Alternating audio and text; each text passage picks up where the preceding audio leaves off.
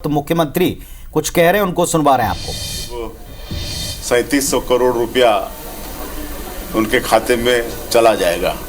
तो इस तरह से ये 3 दिन का ये विधानसभा का ये सत्र बहुत ही सार्थक रहा। सर, प्रतिपक्ष ने सवाल उठाया कि 31 रुपये देने का जो आप लोगों ने ऐलान किया है वो क्या पूरा हो पाएगा इस राशि से, उसको लेकर क्या रणनीति? देखिए, सब होगा। मोदी की गारंटी में जो भी वादा किए हैं वो सब होगा, उसकी चिंता हम लोगों को करना है। राज्यपाल महोदय के अभिभाषण पर विपक्ष ने कहा कि सरकार दिशाहीन है, राज्यपाल महोदय से गलत बयानी करवाई है, तमाम बातें की। तो ये तो विपक्ष का धर्म है, हम लोग की तारीफ थोड़े करेंगे। और हस्देव को लेकर जो प्रश्न उठा था सर, उसका क्या कहना चाहिए? देखिए, हस्देव वाला जो कोयला खदान है उसको अडानी को कौन गवर्नमेंट ने दिया है? पिछली कांग्रेस की गवर्नमेंट ने दिया है। और आज जहां तक मुझे जानकारी है वहां पर थोड़ा पब्लिक के द्वारा विरोध हुआ, लेकिन मेरी जानकारी के अनुसार कोई गिरफ्तारी उनकी हुई नहीं है। सर, कल मंत्रिमंडल का शपथ हो रहा है क्या? कितने लोग कौन शपथ लेने वाले हैं? कौन बच रहे हैं? सर, एक कंफर्मेशन तो कर दीजिए, कल कितनी बजे है? और देखिए, अब और ज़्यादा इंतजार नहीं करना पड़ेगा। कल पौने 12 बजे गवर्नर हाउस में हमारे मंत्रिमंडल के नए सदस्य शपथ लेने वाले हैं।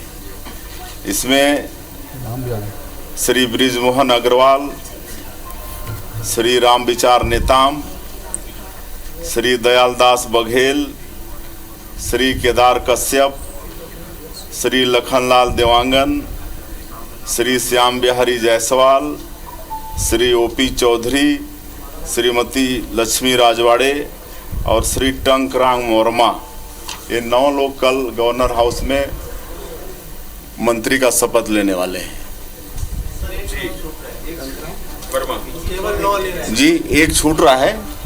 हाँ, अभी 9 कल शपथ लेंगे, बाकी एक छूट रहा है, वो बहुत जल्दी आने वाले समय में उसमें भी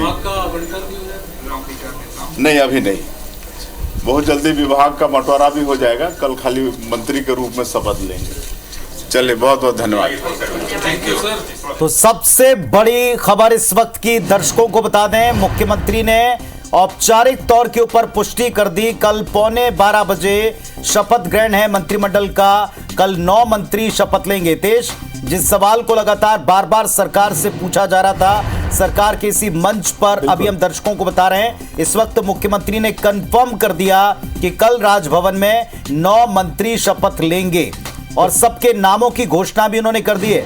बिल्कुल, और जिस तरह से नामों का ऐलान भी उन्होंने किया, कुल मिलाकर अभी जो जगह है वो 10 मंत्रियों की है, लेकिन अभी कुल 9 मंत्री शपथ लेंगे, जिसमें बृजमोहन अग्रवाल का नाम उन्होंने लिया है। उसके अलावा राजेश मूणत का नाम उन्होंने लिया है, टंकराम वर्मा, केदार कश्यप, ये बड़े नाम है जिसका उन्होंने जिक्र किया और खुद उन्होंने ऐलान कर दिया है। तो कुल मिलाकर ये औपचारिक ऐलान अब मुख्यमंत्री विष्णुदेव साय की तरफ से हो गया है। 11:45 पर कल राजभवन में ये 9 मंत्री शपथ लेने वाले हैं। 9 विधायक जो हैं वो कल मंत्री पद की शपथ लेंगे। बृजमोहन अग्रवाल और केदार कश्यप इसमें शामिल हैं। टंकराम वर्मा एक महत्वपूर्ण नाम इसमें शामिल है। उसके अलावा ओपी चौधरी का नाम है इस मंत्रिमंडल के शपथ ग्रहण के लिए। कल जिन तैयारियों का जिक्र हम कर रहे थे, कुछ देर पहले संकेतों का जिक्र कर रहे थे, मुख्यमंत्री ने उसकी पुष्टि कर दी है, ये कहते हुए कि अब ज्यादा इंतजार नहीं करना होगा। तो बता दें आपको, वे नाम सामने आ चुके हैं। 9 चेहरे हैं जो कल मंत्रिमंडल में शपथ लेंगे, मंत्री पद की शपथ लेंगे। मुख्यमंत्री ने इस बात को कंफर्म कर दिया है। कुल 10 स्थान हैं, लेकिन कल 9 मंत्रीगण शपथ लेने वाले हैं, या 9 विधायक मंत्री पद की शपथ लेने वाले हैं। इसमें बृजमोहन अग्रवाल हैं, केदार कश्यप हैं, ओपी चौधरी हैं, टंकराम वर्मा हैं, दयालदास बघेल हैं। इन सबके शपथ ग्रहण की तैयारी हो चुकी है। तो इस वक्त की बड़ी खबर आपको बता रहे हैं। इस वक्त जब पूछा जा रहा था, सत्र के समापन के बाद सवाल जवाब हो रहे थे, तो मुख्यमंत्री ने घोषणा कर दी है, 9 मंत्री शपथ लेंगे। दो नाम देखिए और आगे, लखनलाल देवांगन, ये लखनलाल देवांगन और राम विचार नेताम, श्याम बिहारी जायसवाल, ओपी चौधरी, जिसका जिक्र हम कर भी रहे हैं। लखनलाल देवांगन, और ये भी इसलिए महत्वपूर्ण क्योंकि कोरबा सीट से चुनाव जीत कर आए हैं और एक बड़े मंत्री जो इससे पहले थे उनको हराकर लखनलाल देवांगन जीते हैं। इससे पहले मेयर तो थे, लेकिन अब बृजमोहन मंत्री बने। अग्रवाल, राम विचार नेताम, दयालदास बघेल, केदार कश्यप, लखनलाल देवांगन, श्याम बिहारी जायसवाल, ओपी चौधरी, लक्ष्मी राजवाड़े और टंकराम वर्मा, ये वो नाम हैं जो कल शपथ लेंगे मंत्री पद के तौर पर। और सौरभ हमारे साथ में जुड़े हैं। सौरभ, अपडेट दें, आप वहीं मौजूद थे, बताएं।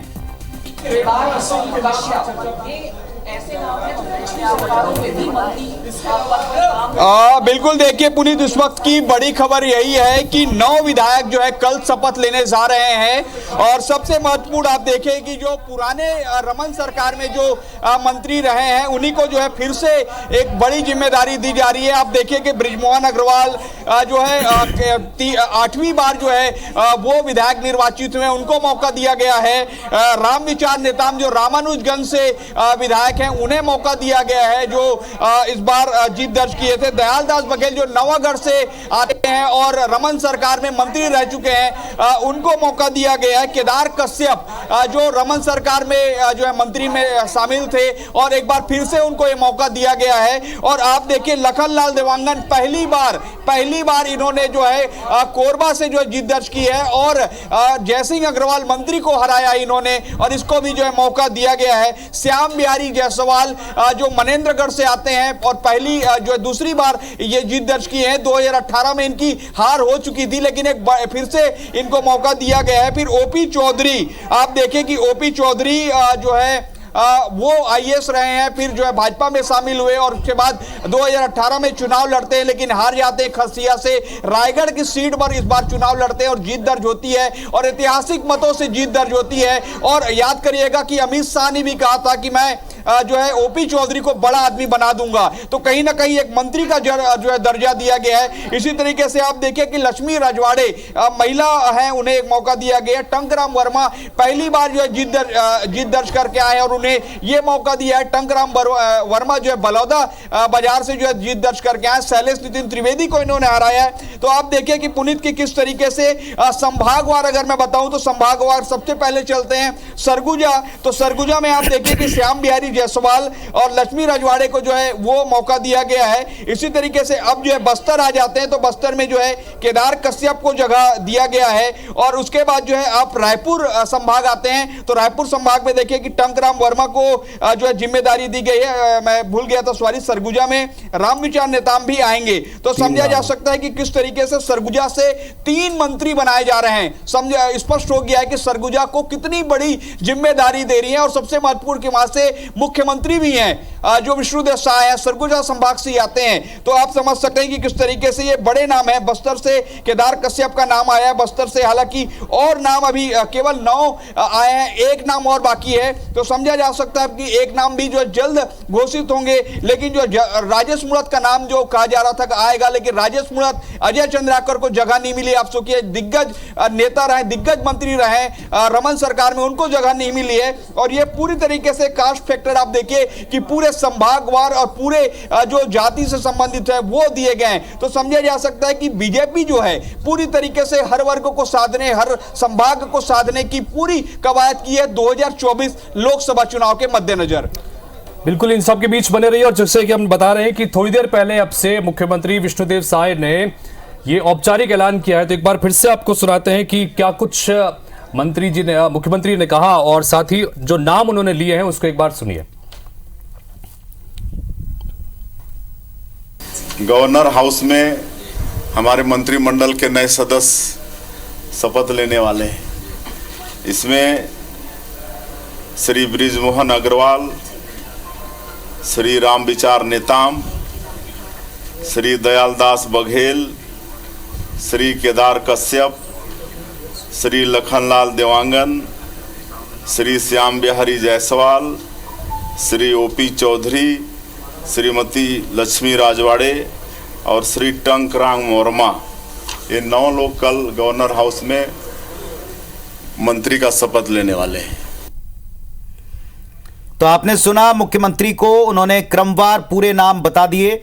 इन सभी नामों के कल शपथ ग्रहण की तैयारी है। बृजमोहन अग्रवाल, रामविचार नेताम, दयाल दास बघेल, केदार कश्यप, लखनलाल देवांगन, श्याम बिहारी जायसवाल, ओपी चौधरी और लक्ष्मी राजवाड़े। जो एक नाम मिसिंग है, बहुत जल्द उस नाम की भी घोषणा कर दी जाएगी।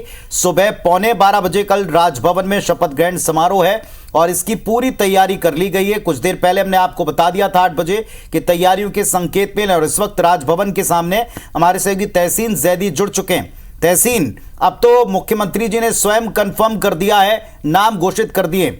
तैयारियों का जायजा लेने के लिए तमाम अधिकारियों के पहुंचने का या वहां तैयारियों की क्या स्थिति आप देख रहे हैं, उसके बारे में अपडेट दीजिए।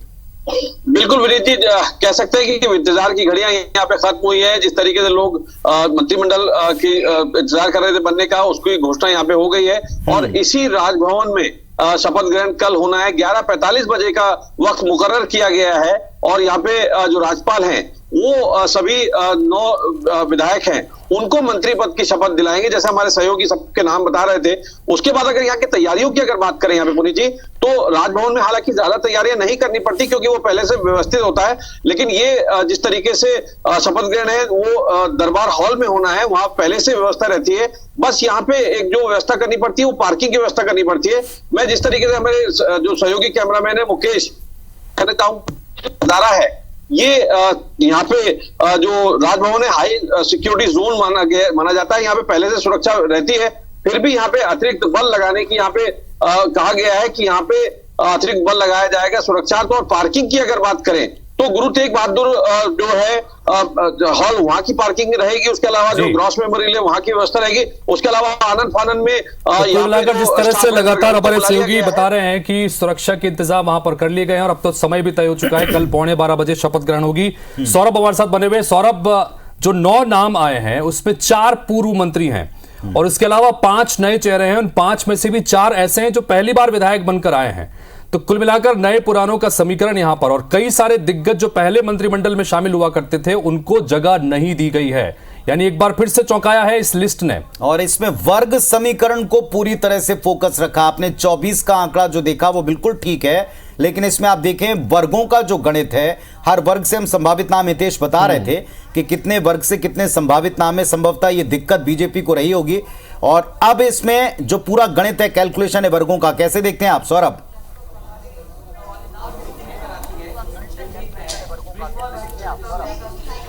बिल्कुल, देखिए पुनीत, आपने बिल्कुल ठीक कहा। जिस तरीके से चौंकाने वाले नाम हैं, इसमें आप देखिए कि लखनलाल देवांगन जो जयसिंह अग्रवाल को हराते हैं, कोरबा से आते हैं, इनको बड़ी जिम्मेदारी दी गई है। और आप देखिए ये देवांगन है और देवांगन जो कहीं ना कहीं एक बड़ा तबका है पूरे छत्तीसगढ़ में, जो काफी समय से मांग कर रहे थे कि मंत्री बनाया जाना चाहिए अगर उसके विधायक जीत कर आते हैं। तो आप देखिए कि लखनलाल देवांगन को जो है एक बड़ी रणनीति के तहत जो है ये मौका दिया गया है। आप फिर देखिए श्याम बिहारी जायसवाल जो मनेन्द्रगढ़ से आते हैं और जायसवाल वर्ग से आते हैं। तो आप देखिए कि जायसवाल और देवांगन ये अब तक जो है इस वर्ग से मंत्री नहीं बने थे छत्तीसगढ़ में। आप तीनों कार्यकाल देख लीजिए, रमन सरकार के रमन कैबिनेट में इस जाति के वर्ग के लोग नहीं थे। लेकिन सबसे महत्वपूर्ण जो है ओपी चौधरी, आप देखें कि ओपी चौधरी आईएएस थे, उसके बाद भाजपा है, फिर महामंत्री, फिर तमाम जो कामकाज के,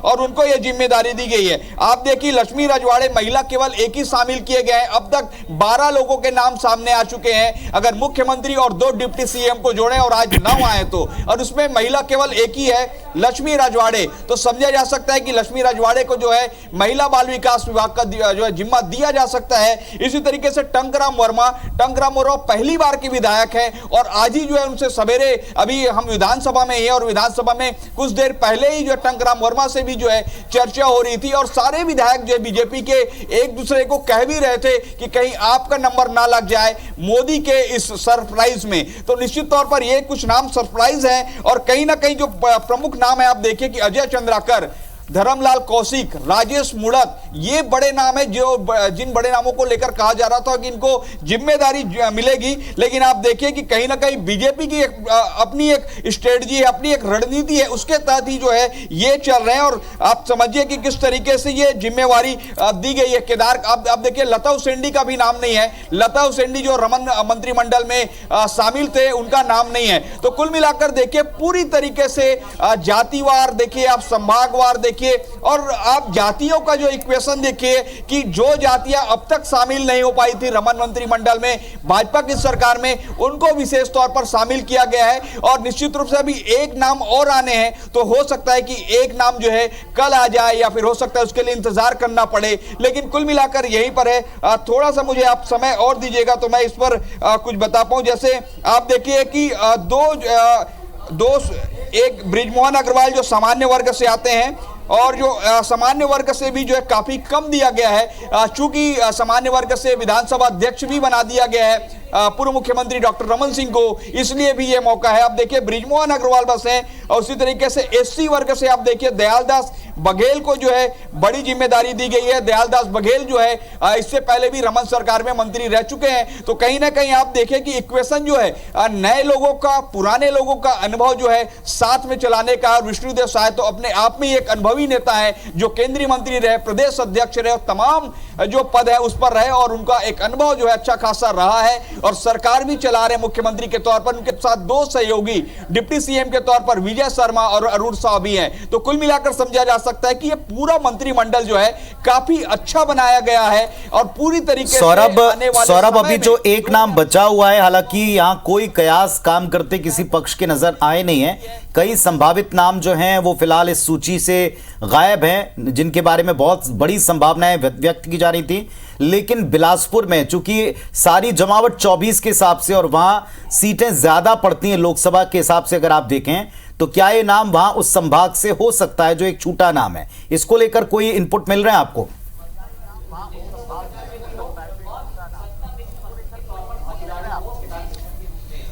बिल्कुल देखिए पुनीत, आपने बिल्कुल ठीक कहा कि लगातार इस तरीके की बातें जरूर होती है, लेकिन कहीं ना कहीं लगता है मोदी, शाह, नड्डा को कि हमको कैसे काम करना है। दरअसल ये पूरा आप देखिएगा कि मध्य प्रदेश का भी आएगा, राजस्थान का भी जो मंत्रिमंडल की सूची आएगी, तो आप देखिएगा कुछ ऐसे ही नाम रहेंगे चौंकाने वाले, और कहीं ना कहीं उन जातियों को जरूर शामिल किया जाएगा जिसमें अब तक भाजपा की सरकार में वो जाति जो है शामिल नहीं थे। और ज्यादा से ज्यादा कोशिश यही हो रही कि कैसे सभी जातियों को, सभी संभागों को जो है साध लिया जाए। आप देखिए कि पुराने मंत्रियों में जो है केवल बृजमोहन अग्रवाल, रामविचार नेताम, दयालदास बघेल, केदार कश्यप, केवल 4 लोग ही हैं। इससे पहले अभी जो 3 लोग आए हैं, जो सीएम और 2 डिप्टी सीएम है, वो उन्हें भी नया कहा जाए, जो अभी बिल्कुल। और इन सब के बीच सौरभ, जो बात यहाँ पर पुनीत जी ने पूछी, उससे इतर एक सवाल और बनता है ये भी कि एक पद अब बचा है मुख्य मंत्रिमंडल में, एक पद बचा है जिसकी 9 कल शपथ लेंगे, कुल मिलाकर 10 का भी शपथ ले सकते हैं। ऐसे में जो बड़े बड़े चेहरे हैं जिनको इस मंत्रिमंडल में शामिल नहीं किया गया है, जिसमें रेणुका सिंह भी शामिल हैं, जो सांसद थी, केंद्र में मंत्री थी, इस्तीफा देकर उनको चुनाव लड़वाया गया, उनका नाम भी इसमें नहीं है। बाकी जो तमाम दिग्गज जिसका हम जिक्र कर रहे हैं, धर्मलाल कौशिक हो गए या राजेश मूणत हो गए, इनके बारे में आगे किस तरह की संभावनाएं, क्या इनकी जिम्मेदारियां हो सकती हैं, अब इसको लेकर भी सवाल उठेंगे।